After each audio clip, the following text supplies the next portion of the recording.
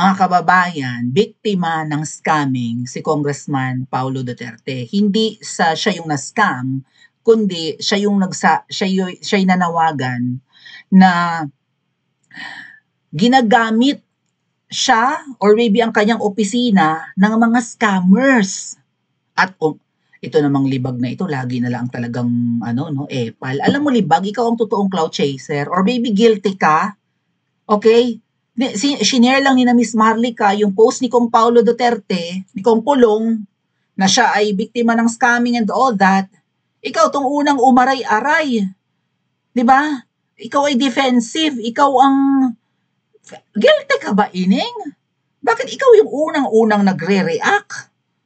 Oh, so hindi lang po si Kong Pulong Duterte ang biktima ng scamming or nagagamit ang pangalan niya at opisina niya. Even si Miss Cathy Binag, biro mo yun mga ate at kuya, magkano ang na-scam kay Miss Cathy Binag? Baka almost 100,000, ano? Tapos ang alam ko pa, may kinausap si Miss Cathy Binag na ibang tao para tulungan ang opisina ni Kong Pulong Duterte na I think, I don't know kung anong ganap, babasahin natin maya-maya. Nakiusap pa si Miss Cathy Binag sa marami kasing kakilala si Miss Cathy Binag na mayayaman. Okay?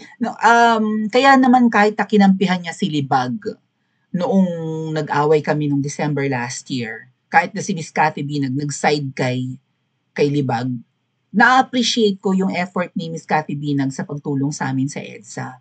Again, walang 36 million estimate lang yon. Pakisungal-ngal sa mukha nila Libag. Ginagamit na nila, liquidate ng 36 million. Paano kami mag-liquidate ng estimation? Boba! Abogada ka, nagtapos ka ng law, boba ka. Ginagamit, makahanap ka lang ng butas kasi sunog na sunog ka na Libag Susunugin ka na naman ng mahal na Reyna mamaya. Hindi po, wala pong actual cash. Again, kung kami po ay nakalikom ng ganyan kalaking halaga mga kababayan, maa-amlak kami. Okay? Meron tayong Anti-Money Laundering Council. Mapa-flag ang savings account mo at kung ano-ano pang account mo or transactions kapag lumagpas ka ng 500,000 or kalahating milyon. Ay, ang pinag-uusapan natin, 36 million. Makukulong kami. Maa-amlak kami kung meron kami yan.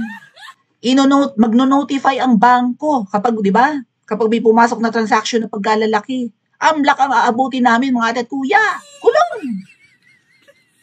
Bobo. Akala ko ba nakakaintindi ng batas yung Libag na yan. Libag, ang 5K ko ipapaamlak kitang poke ng ino ka. So again, ayun nga po, going back to Miss Cathy, nakita ko yung effort niya. Yun, doon ko na lang tinitingnan. Although sumama ang loob ko kay Miss Cathy Binag nung kinampeh niya si Libag. Hindi niya pinakinggan yung side ko di ba? Si Libag lang ang pinakinggan niya. Nakita ko yung effort ni Miss Cathy Binag noon na hindi lang siya ang nagkusa na gumastos para makapagbigay ng pagkain sa mga nagrally. So again, hindi namin hawak ang cash na pambili ng pagkain. Meron namang nagdo-donate ng pagkain sa amin na tubig. One of them is Miss Cathy Binag. Bumubuhos ang tubig at pagkain doon mga tetkuya. Okay? Yun nga po, may mga nagreklamo na nagugutom pero we made sure na 'di ba, inaagapan namin na huwag naman magutom ang mga kasama namin. Kasi inabala na nga namin, niyaya namin, tapos magugutom, di ba? Napanisan din kami ng pagkain doon mga tetkuya kasi katulad ng mga Muslim, hindi sila kumakain ng mga adobong baboy, di ba? Ganon. Yung hindi halal na food, naganda panis yung pagkain namin. Alright? So, kahit napanisan kami, dumadating yung mga tulong, and even Miss Cathy Binag contacted her friends, no? Na-meet ko nga yung ibang mayayamang kaibigan ni Miss Cathy Binag. Nakausap ko dyan sa EDSA na tumutulong, nagdala rin ng kanilang contribution. Itong Libag na ito, wala nang contribution, nanulisit pa, or kung hindi man nanulisit, tumanggap ng perang para sa amin. Doon niya nagsimula, 'di ba? Ang issue, gusto niya magbida-bida, hindi na siya makapapel sa GC dahil nung nag-EDSA kami, ako na yung mabango sa GC. At yung mga vloggers, kasi maraming vloggers sa GC na yun At yung mga vloggers na nandun araw-araw. Okay? Kasi magtatanong yung mga tao dun. Like sina Doc Lorraine Badoy, mga prominenteng tao, magtatanong ng mga known Duterte supporters, mga dikit kay PRRD. O magtatanong sila, kumusta kayo dyan sa EDSA? Ano nang update? Marami ng tao. Gutom na ba? Anong kailangan nyo? So kami mga vloggers na nandun, ang nagre-reply sa GC. Yang libag hindi maka-reply yan sa GC namin. Bida-bida yan, tapos nung nag-EDSA na, nawala sa limelight. Kaya nakaramdam ng inggit yung poke ng inang yan. Kaya nung nakatanggap ng mga solicitations yan, nakatanggap rather ng pera yan para sa EDSA, na hindi nga maibigay sa amin kasi hindi alam ko paano kami kukontakin, o saka siya nakapag-participate. O ito na, may mga dala-dala na akong flaglet stickers, yada-yada. Saka siya nakapag-bida-bida. O. And then, siningil ko, right? Hindi, sinaway ko yan. Sinaway ko na sabi ko, huwag kayong pupunta sa susunod na rally, hindi na atin yan. Rally yan ng Dilaw. Rally yan ng makakaliwa. Rally yan ng mga pari na ipina-impeach si VP Sara. Ay, hindi ko kayang sawayin po. Hindi ko kayang sawayin ng mga followers ko. Matatalino ang followers. Okay na, kailangan. Lahat sa GC na yung nagkasundo, walang pupunta. Hindi na natin rally yan. Rally na ng mga Dilaw. Kasi teritoryo nila yan, aagawin talaga nila sa atin. Itong bida-bida, hindi ko mapipigil ng mga followers ko kung bastusin, masigawan nila, dapat yung paring yan sigawan. Ibo, ganun. Sira ulo yan, Jollibee. Bida-bida nga, epal. So ito sa usapin nga, pag-uusapan natin mamaya, sa usapin na ito ng solicitation, scamming, na nabiktima si Kong Polong Duterte, pati si Miss Cathy B, naganlaki pa namang pera, itong libag na ito, ay umaaray. Ano kayo ni? Kayo ba to? Grupo nyo ba? Ito po yung post ni Kong Polong Duterte, mga atit kuya. Ayan.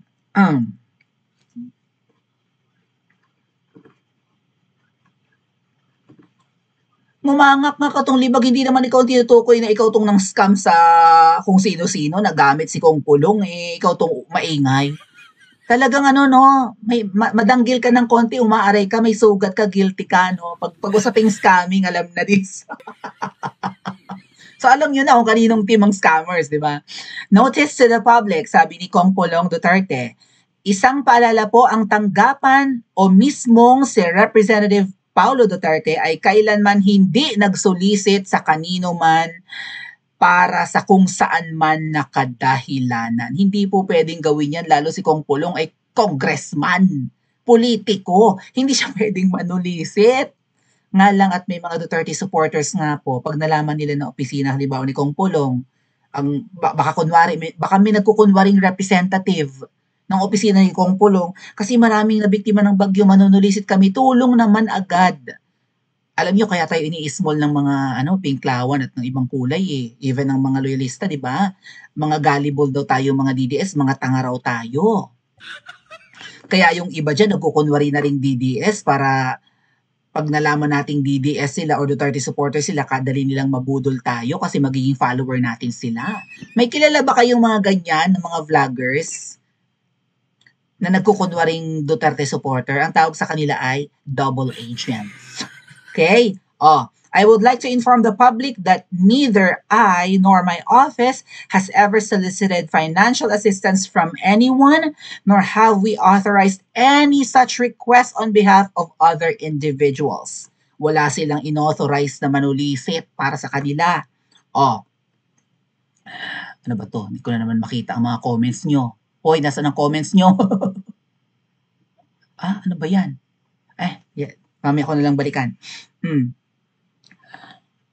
This clarification comes in light of reports that certain individuals have been circulating fraudulent text messages or falsely using my name to solicit money from supposed beneficiaries. Kunwari may text message si Kong Pulong, manulisit kayo sabihin nyo kailangan ng opisina namin. Ito namang keme-keme na minessage ko noon, kadali namang gumawa ng ganyan mga kababayan. Hindi ko makita ang mga comments nyo. Anyway, mamaya ko balikan. Kunwari ay may nag-pretend na message kunwari opisina ni Kong Pulong. Ang gagawin naman ng naka-receive ng message na scammer, magkakasabwat yan. Scammer nag-message si Kong Pulong, Miss Cathy Binag, tumulong ka raw. Ay, tulong naman si Miss Cathy Binag. Kasi meron ng representative ng opisina ni Kong Pulong or may taong nagpe-pretend na kinontak ng representative ni Kong Pulong. We have already initiated legal actions to hold those good luck kasi marami, like sa GCash, meron talagang gumagamit ng peking pangalan. Worse, may mga tao na baka nanakaw ang kanilang ID, or gumawa ng ID made of AI or whatever, gagamitin nila sa verification sa paggawa ng account sa GCash. Baka mamaya yung tao walang kaalam-alam, ID na niya yung nagamit, baka nalaglag yung pitaka niya at ginamit ng ibang tao. Napakaraming ano, no? Unless yung tangang scammer na ito ay gumamit ng legit niyang ID at gumamit ng legit niyang GCash accounts, mahahabol ito ni na Kong Pulong at ni na Miss Cathy Binag. Alright? Oh, in the meantime, we urge the public to remain vigilant and cautious. Please verify any suspicious messages or claims before taking action, sabi ni Kong Pulong. Ang nakakalungkot dito mga kababayan, si Miss Cathy Binag na biktima ng malaking halaga. Okay? Post ni Miss Cathy Binag. Oh, my post is to warn the people na totoo po ang post ni Congressman Paulo Duterte. Kumbaga, sinigundahan ni Miss Cathy Binag, na ginamit ang pangalan niya para makapanloko at makapagsolicit ng pera. Basahin mabuti nang makita ang pangalan at numero. Again, baka mamaya hindi totoong pangalan yun, no? Bogus account. Kadali po talagang gumamit ng mga peking ID ngayon. Somebody messaged me last Friday that my number was given by Congressman Paulo Pulong Duterte and was instructed to send some help to them. Umiyak pa, ay dramatista. Alam niyo kung bakit napaghihinalaan ng grupo ni Libag, mga ate at kuya? Kasi yung grupo ni Libag, yung kulto nila, yung hindi mo pera yan, banggitin ko na, no? Yung grupo na hindi mo pera yan group, ang dami yung issues. Sa mga bagong miyembro niyan at sa matatalinong miyembro niyan, umalis na po kayo sa grupong yan. Dahil way back in December and siguro sumunod na mga buwan, nagkukunwari yung mga miyembro ng grupong yan na sila ay accredited ng opisina ni VP Sara or Office of the Vice President. Na sila raw ay, anong ginamit na term? Sila raw ay, anong term yun? Nasa dulo ng dila ko. Ang hirap talaga. Di ba may mga grupo si VP Sara na maliliit na groups ng mga supporters? Yung grupo daw ng hindi mo pera yan na yan ay accredited as at one of the groups. Nasa dulo ng dila. I-comment nyo nga sa comment section mga ate at kuya. Kind of a parallel group. Ayun. Yan daw grupo na hindi mo pera yan or HNM, ano ba yan? HMPY. Okay? May mga screenshots kami mga kababayan as proof na yung mga miyembro ng hindi mo pera yan group ay part daw ng parallel group ni VP Sara or accredited ng Office of the Vice President. So legit silang grupo, therefore, ang kanilang mga panunulisit ay legit. Ang kanilang fundraising, paggagather ng pondo, ang kanilang donation drive ay may basbas ng Office of the Vice President. Kasi kung isa kang grupo na parallel group, and, di ba, and allied sa Office of the Vice President or kay VP Sara, kung accredited, alam niyo ba nag-edit pa yan ng Christmas greetings, yung hindi mo pera yan group? Nag-edit pa yan. Trabaho talaga nilang mambudol. Sorry ha, baka sumisilip ang taga hindi mo pera yan group dyan. 5,000 mahigit daw kayo, di ba? Alam nyo, ang mga nauna dyan, baka bago lang yung iba, ang mga nauna dyan, mambubudol. Yan ang kulto ni Jollibee. Yan ang kulto ni Libag. Maraming nakadiscover ng mga OFWs in the US na mambubudol ang kulto ni Libag. Kaya nga ginagawa ng paraan ni Libag na mabuwag ang hakbang ng Maisog USA, ang Sara Duterte Supporters New York, ginagawa niya ng paraang mabuwag, hindi siya nagtagumpay. Solid pa rin ang SDS New York, shout out, even yung hakbang ng Maisog USA, pero muntik-muntik kanyang mabuwag dahil kay Libag. At kung nabuwag niya yan, second accomplishment niya yun. Napabaliktad niya si Pebbles, mga ate at kuya, di ba? Nagiba niya si Pebbles. Yan accredited, correct. Accredited raw ng Office of the Vice President yung grupo nila. Unang accomplishment na pinagmamalaki ni Libag at 'di ba, kanyang trophy, napabaliktad niya si Pebbles. Nadurog-durog niya si Pebbles. Second, Muntik-muntik ka na siya magtagumpay, mabubuwag, muntik ka nang mabuwag ang hakbang ng Maisog USA, ang napakalaking grupo niyan. At Sara Duterte supporters, New York.